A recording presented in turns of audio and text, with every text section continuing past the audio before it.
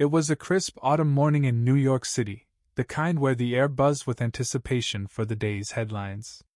Gayle King, the queen of morning television, sat poised in her sleek studio chair on the set of The Gayle King Show, a powerhouse program known for its blend of celebrity interviews, heartfelt conversations, and occasional fireworks. Today, her guest was none other than Kelly Clarkson, the powerhouse vocalist, American Idol alum, and now a talk show host in her own right.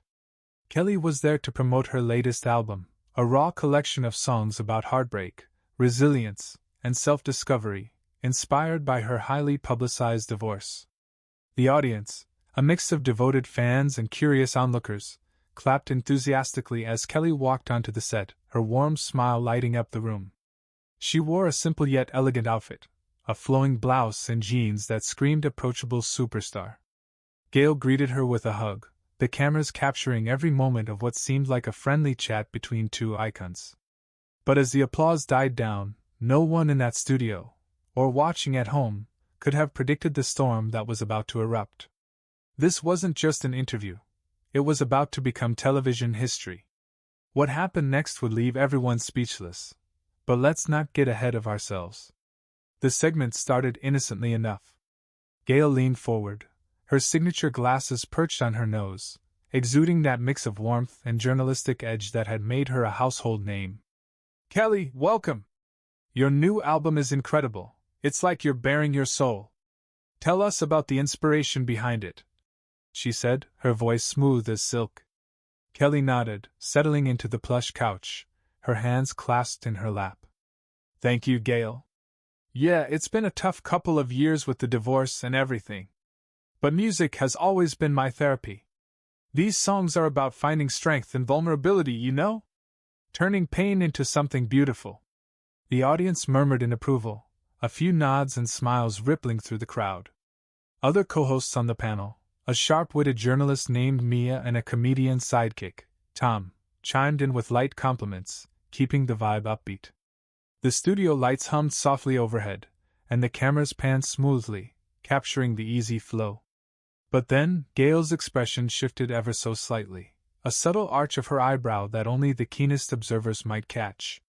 She paused, sipping her coffee, and dropped the first hint of tension. "Vulnerability is powerful, Kelly. But some critics say you're capitalizing on your personal drama for sales.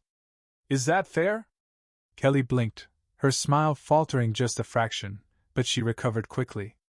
"Well, art comes from life, right? I'm just sharing my truth." The audience shifted in their seats, sensing the air thicken. Mia tried to interject with a joke. "Hey, if heartbreak sells albums, sign me up." But it landed awkwardly, met with scattered chuckles. Little did Kelly know, this was just the beginning of Gayle's probe, and the real bombshell was coming. Would Kelly hold her ground, or would the pressure crack her composure? As the conversation continued, Gayle pressed on, her tone sharpening like a knife being honed. "Let's talk about that truth, Kelly. You've been open about your mental health struggles post-divorce, therapy, anxiety, the whole shebang. Admirable, really. But isn't there a line between sharing and exploiting? I mean, you're turning your pain into profit while preaching empowerment. Doesn't that feel a bit hypocritical?" The words hung in the air like a challenge, and the studio fell into an uneasy hush. Kelly's eyes widened, her fingers tightening around the armrest of the couch. She took a deep breath, her voice steady but laced with a hint of edge. "Gayle, with all due respect, my story isn't for sale, it's for connection. I've been through hell, and if talking about therapy helps even one person feel less alone, that's worth it. Hypocritical? No, that's just being human." The audience reacted in waves. Some gasped, others whispered, and a few started filming discreetly on their phones. Tom, the comedian co-host, fidgeted uncomfortably, muttering, "Whoa, let's keep it light, ladies." But Gayle waved him off with a dismissive hand.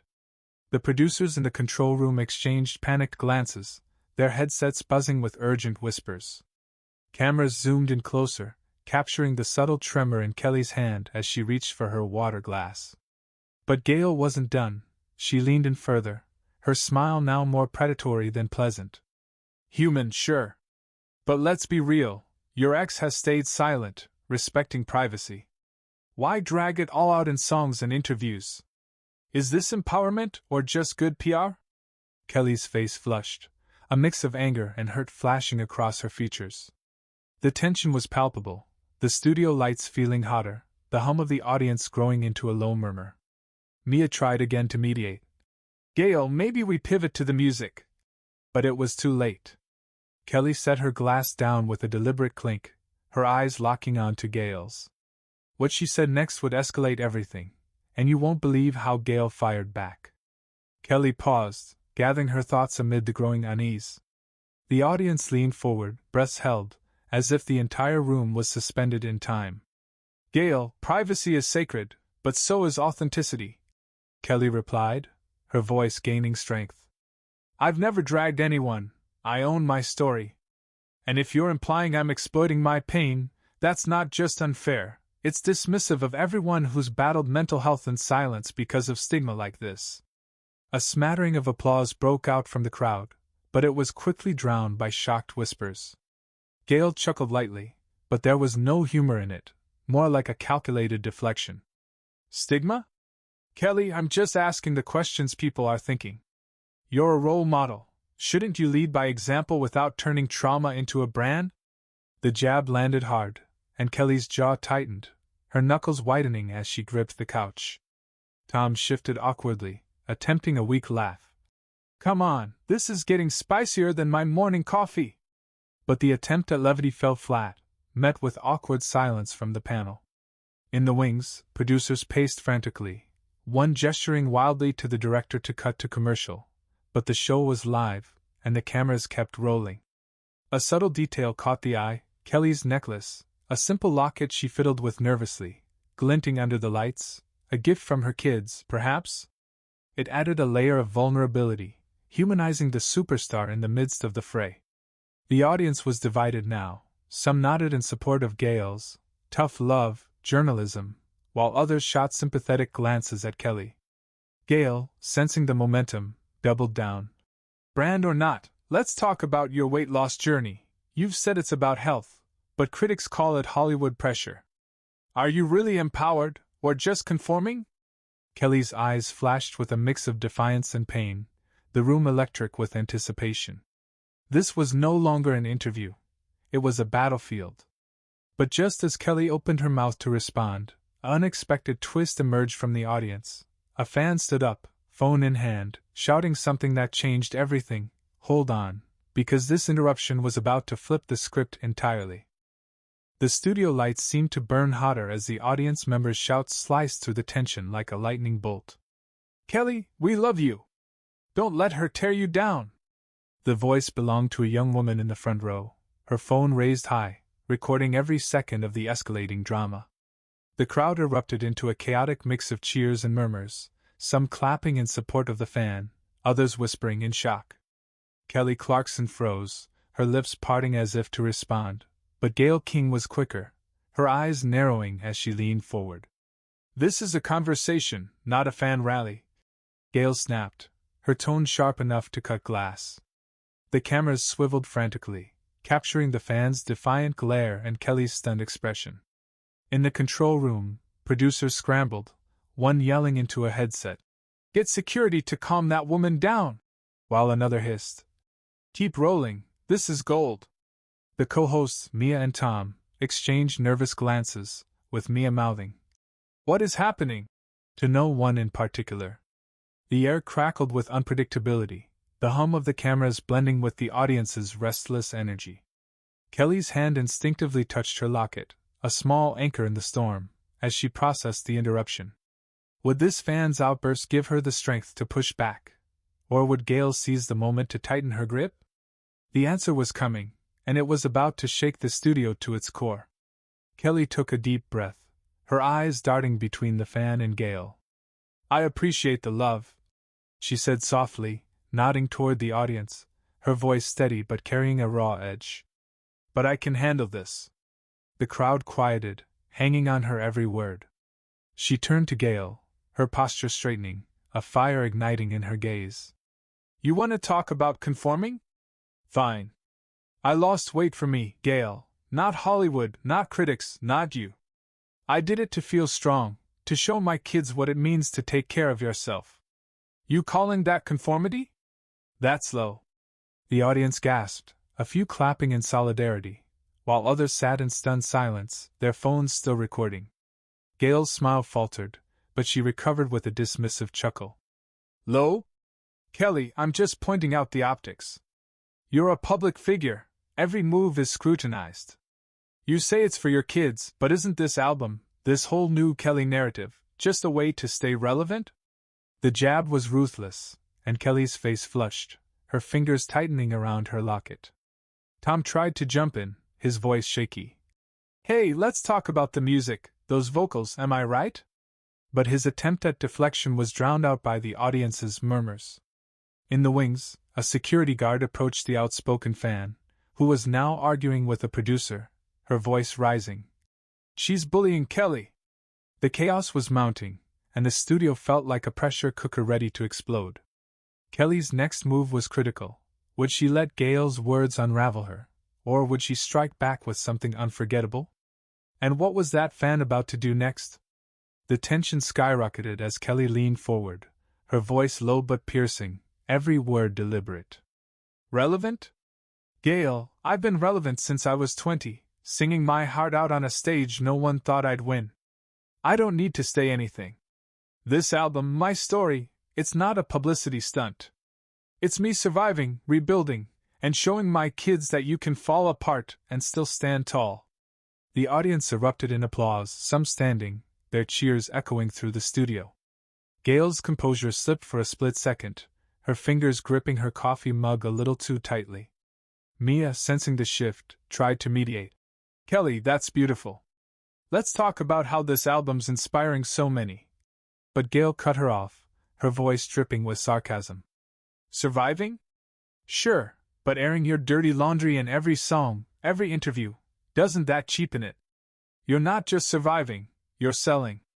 The audience gasped again, louder this time, a mix of boos and shocked whispers rippling through the crowd. The cameras zoomed in on Kelly's face, capturing the flicker of hurt before it hardened into resolve. Offstage, the fan who'd shouted earlier was now being escorted out by security, still yelling. Tell the truth, Gayle, as her phone was confiscated. The producers in the control room were in full panic mode, one shouting, We're trending already, hashtag Kelly vs. Gayle, while another begged, Can we cut to commercial? But the show was live, and there was no escape. Kelly's eyes locked onto Gayle's, and the room seemed to hold its breath. What she was about to say next would change everything, and it wasn't just words. It was a declaration that would echo far beyond the studio walls. Kelly stood up, her chair scraping against the floor with a sharp screech that silenced the room. The cameras followed her every move, the audience frozen, some with tears in their eyes, others clutching their phones, knowing they were witnessing a moment that would dominate social media within minutes. You know what, Gayle? Kelly said, her voice trembling with a mix of anger and conviction. You sit here, judging my choices, my pain, my art, like it's your place to decide what's real. I've spent years lifting people up through music, through my show, through being honest about my struggles. And you? You're using your platform to tear me down for clicks. That's not journalism, that's cruelty. The studio was pin-drop silent, the weight of her words landing like a thunderclap. Gayle opened her mouth to respond, but Kelly raised a hand, cutting her off. I'm done here. My story's for the people who get it, not for you to twist. With that, she turned, her heels clicking against the polished floor, and walked off the set, leaving a stunned Gayle, a flustered Mia, and a speechless Tom in her wake. The audience erupted into a chaotic mix of cheers, boos, and gasps, some chanting Kelly's name while others sat in shocked silence. The producers scrambled, one yelling, Follow her! As a camera trailed Kelly's exit, catching the glint of her locket as she disappeared behind the curtain. Gayle tried to regain control, forcing a laugh. Well, folks, that's live TV. But her voice cracked, betraying her unease. The moment was already going viral, clips flooding X with hashtags like hashtag Kelly Walks and hashtag Gayle Crossed the Line. But what happened backstage, and how this would reshape Kelly's legacy, was a story no one saw coming. Would Kelly speak out again, or had she just delivered the final word? Backstage, the air was thick with chaos. Kelly Clarkson stormed through the dimly lit corridor, her heels echoing like gunshots against the concrete floor. Her hands trembled as she clutched her locket, the weight of the confrontation still pulsing through her. A young production assistant, wide-eyed and clutching a clipboard, scurried after her, stammering, "Miss Clarkson, please, we didn't mean." But Kelly waved her off, her voice firm but kind. "I'm fine. I just need a minute." She slipped into a green room, slamming the door behind her, and sank into a chair, her breath ragged. Outside, the muffled chaos of the studio seeped through the walls, producers barking orders, phones buzzing with notifications as clips of the confrontation exploded across X. The hashtag Kelly vs. Gayle was trending worldwide, with fans praising Kelly's courage and others debating Gayle's tactics. A text from Kelly's manager lit up her phone. "You're a hero out there. Stay strong." But as she stared at her reflection in the mirror, a flicker of doubt crossed her face. Had she gone too far? Or had she finally drawn a line that needed to be drawn? The answer lay in what she'd do next, and it was a decision that would ripple far beyond this moment. Back in the studio, Gayle King struggled to regain control. The audience was still buzzing, a mix of applause and heated whispers, as the cameras panned across the set. Mia, the co-host, jumped in, her voice overly bright.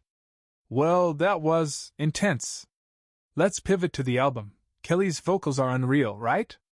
But the crowd wasn't having it. Some shouted, "Let Kelly speak," while others booed Gayle's earlier remarks. Tom, the comedian, tried to lighten the mood with a weak joke. "I guess we're all learning something today, huh?" It fell flat, met with awkward silence. Gayle adjusted her glasses, forcing a smile that didn't quite reach her eyes. "Kelly's passionate, and that's what makes her great. Let's give her a round of applause for being real." The applause was tepid, divided, as some audience members stood in solidarity with Kelly while others sat unsure. In the control room, producers were in full damage control mode, one shouting, "We're getting calls from every major outlet," while another typed furiously, drafting a statement for the show's social media. The fan who'd been escorted out earlier was now posting her confiscated video online captioned, "Gayle crossed the line. Hashtag Team Kelly." The internet was ablaze, and Gayle's next words would either douse the flames or pour gasoline on them. But what she said next caught everyone off guard.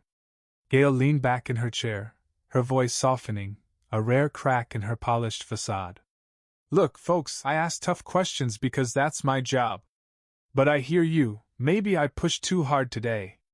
Kelly's story resonates with so many, and I respect that." The audience murmured, some nodding, others skeptical. It wasn't quite an apology, but it was as close as Gayle ever got. Mia seized the moment, steering the conversation to safer ground. "Let's talk about how Kelly's music is uplifting fans everywhere." The segment limped to a close, the cameras cutting to a commercial break as the studio lights dimmed. But the story was far from over. Backstage, Kelly was already on the phone with her publicist, crafting a response. She opened X on her phone, seeing the flood of support. "Kelly stood up for all of us," one user posted, while another wrote, "Gayle's just doing her job. Tough love isn't bullying." The divide was stark, and Kelly knew her next move would shape the narrative. She began typing a post, her fingers steady now. "Thank you for the love. My story's messy, but it's mine. Let's keep lifting each other up, not tearing down. Hashtag own your truth." The post went live, racking up thousands of likes within minutes. But there was one final twist waiting in the wings, a surprise that would redefine this moment for both Kelly and Gayle. Hours later, as the dust settled, a leaked email from a producer surfaced online, revealing Gayle had been instructed to push Kelly's buttons for ratings. The backlash was swift, with ex-users calling out the show for orchestrating the drama. Gayle issued a statement, claiming the email was taken out of context, but the damage was done. Kelly, meanwhile, appeared on her own talk show the next day, addressing the incident with her signature warmth. "I walked away because I had to protect my peace," she told her audience, her voice cracking with emotion. "But this isn't about me versus anyone. It's about being real, owning your struggles, and not letting anyone shame you for it." The crowd roared in support, and the clip went viral, cementing Kelly's image as a beacon of authenticity. The incident sparked a broader conversation about media ethics, mental health stigma, and the line between journalism and sensationalism. Gayle's show saw a dip in ratings, while Kelly's album soared to the top of the charts, her fans rallying behind her message of resilience. In the end, Kelly's walkout wasn't just a moment, it was a movement. So, what do you think? Was Kelly right to walk away, or did Gayle's tough questions serve a purpose? Share your thoughts in the comments, and let's keep this conversation going.